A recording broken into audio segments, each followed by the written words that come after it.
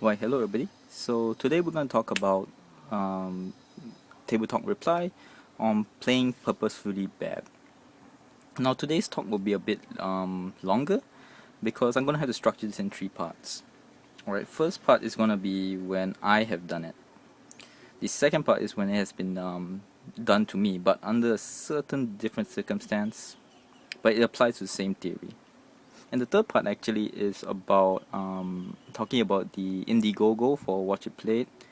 I usually am not the kind of guy who likes to tell people I donated to a good cause or something like that.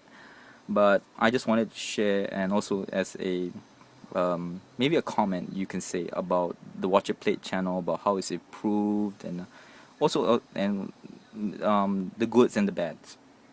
Alright, and this is more for Rodney, and I hope that it helps the channel, and it's like feedback basically. So if you're not into the feedback part, you can just stop after I talk about the reply. So let's get into it. Firstly, have I done it before? Playing purposefully bad? The answer is obviously yes. Now the thing about it is, if you watch my other videos, you will know that I link all my board games into this massive campaign. And in the one where is the reply to Table Talk about more games more often, I told about how a person stopped playing Mansions of Madness because one of his characters, which he got really attached to, literally died, and he just had time. He needed a lot of time to grieve about it.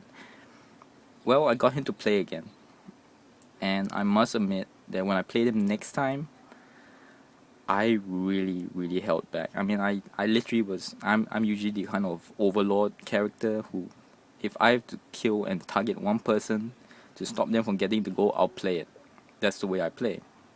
Alright, because why hold back? Why not be the best player you can be? And I really held back, and by the end of it, to be absolutely honest, no one enjoyed the game, because it's like it was too easy, and on top of that, it just goes boring because I knew I could do better, but I just kept going. I would attack you, I even attacked someone with a full sanity to put one horror on them, which was insignificant at the time of the game because it was near the end of the game already. So I agree, it takes away a lot from the victory of the person too, because I'm thinking the people playing knew it too, because they knew the situation of the person who lost his favorite character.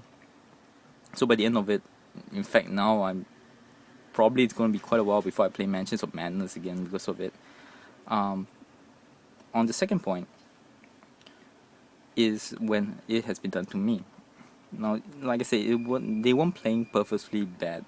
This happens when my friend from Australia comes back once a year.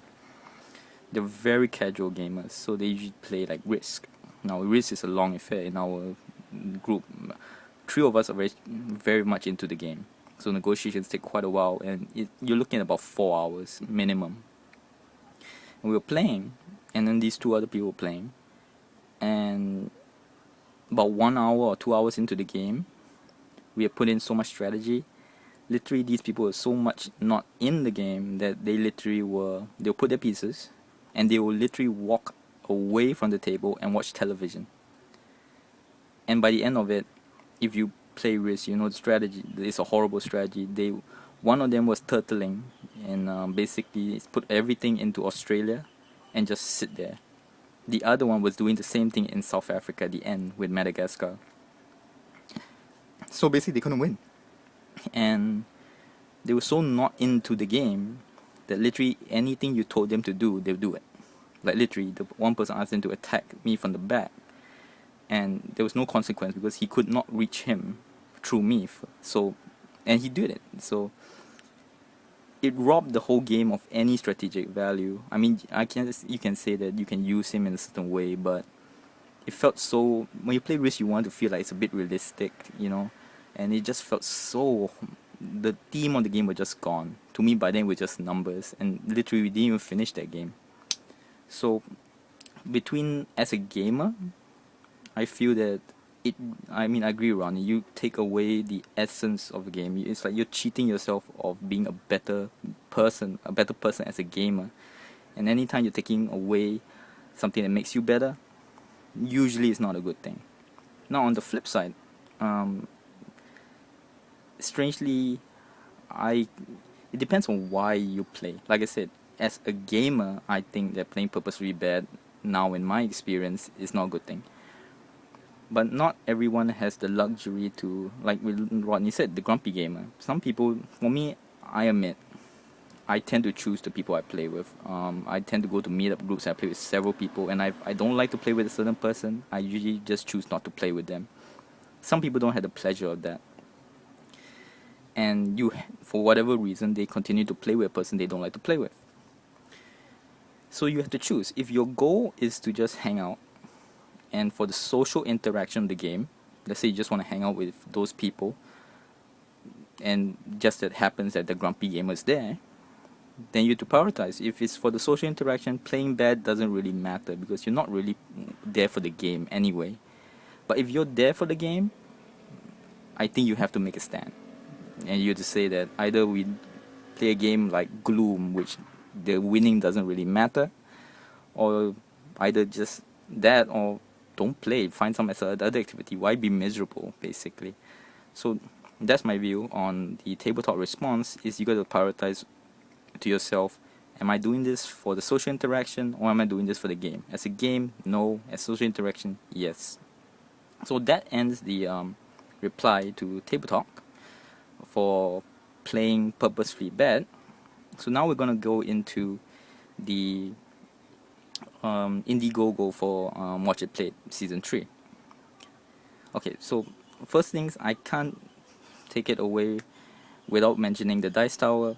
To me, Rodney has really found a good niche for himself in that the Dice Tower is fantastic. I mean, if I want a review on a board game that's truthful, I go to the Dice Tower. And especially Tom Vassell, because he literally, if he thinks a game is bad, he will trash it. Literally trash a game.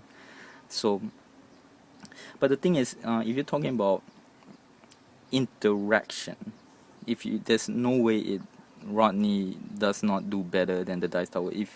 I understand that the Dice Tower has a lot of videos, and there's no way he can keep up with all the responses. But even on a normal level, you can tell that I'm sure Tom wants to, but maybe between the two, if I just had to compare these two as entities by themselves, Rodney wins hands down. Literally, if you see the Watch It Played Facebook page and YouTube comments, there are comments which most people, I mean, to be absolutely honest, if he didn't reply to it, wouldn't be offended at all. But literally, even for myself, I put up things which I don't expect a reply to, and Rodney replies to them, which is very much appreciated. So that part is, there is that personal level on Watch It Played, which is absolutely fantastic. But to give a fair feedback, you also have to say the flaws. Like I said, with the Dice Tower, if I was to get a response from Tom, let's say, and I asked, like, what do you think of this topic, I knew that Tom would probably, even if at the risk of offending someone, he would say what he wanted to say. And like with the latest response to whether designers should want to be in it to make money.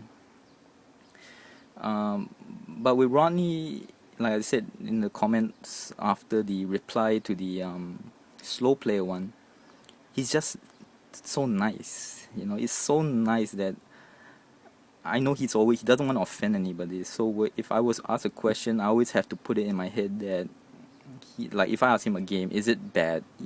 Even if I truly feel that he thought it was bad, he would probably give a more diplomatic answer, which is nothing wrong.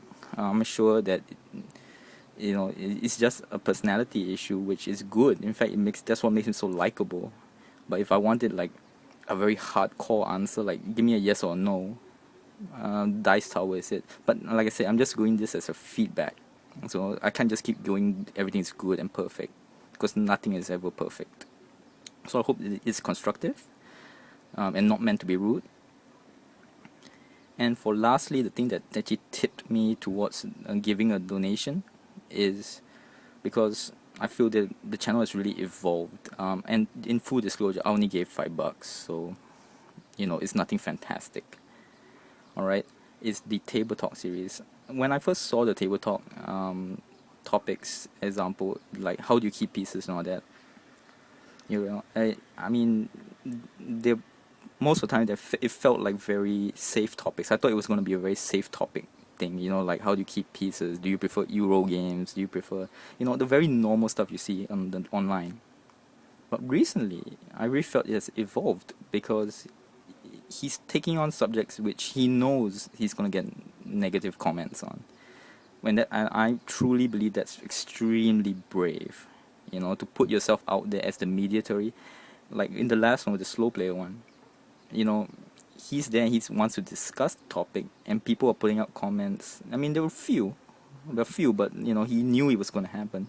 I remember reading someone who said, like, if only everyone was as perfect as you. I mean, he's there to discuss it. Why can't you, rather than be mean about it, why not discuss it? And he knew this was going to happen, and he's taking on these harder topics, which all of us can learn from, and it's most important, it's something different. It's not a safe topic. He takes it on, and like I said, I really feel these topics are evolving into something that really helps the gaming community, because it's not the same topics all the time. Well, anyway, I've taken enough of your time. I hope also that the feedback was for WatchItPlayed Rodney helps. I really do appreciate all that you do for the gaming community. I truly believe you and the Dice Tower are the top two. So, well, thank you very much, and till next word.